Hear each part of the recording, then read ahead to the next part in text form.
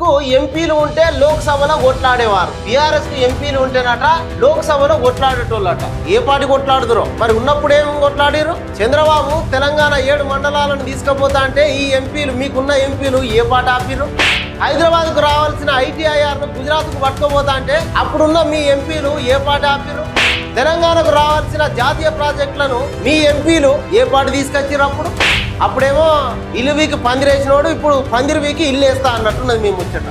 అరే లేని బనకచెర్ల గురించి మీరు లేని ఎంపీలు మాట్లాడుతారు అంటే నవ్వుకుంటారు జనాలు. బనకచెర్ల లేదు, బంకచెర్ల లేదు అని చెప్పి ఖుద్దు తెలంగాణ సీఎం రేవంత్ రెడ్డి కుండబద్దలు కొట్టినట్టు చెప్పుకొచ్చాడు. అక్కడ ఏపీ మంత్రులు ఆడిస్తున్నారు, ఇక్కడ బీఆర్ఎస్ ఈ లీడర్లు ఎగురుతున్నారు. అక్కడ కోతులు ఆడించినట్టు ఆడుతా అంటే వీళ్ళు కోతులు ఆడించినట్టు ఆడుతున్నారు. కేంద్ర అంశంలో వెనక్కి తీసుకుంటున్నామని అనేదాకా రేవంత్ రెడ్డి కొట్లాడి, అయినా మీరు ఈ లేని బనకచెర్లను పట్టుకొచ్చి మీ లేని ఎంపీలతోటి పోరాటం చేస్తానంటే నవ్వుతారు కదా కేసీఆర్. అప్పుడు మీరు బాగా పొడిచిర్రు, ఇప్పుడు ఉంటే మస్తు పొడుతురు.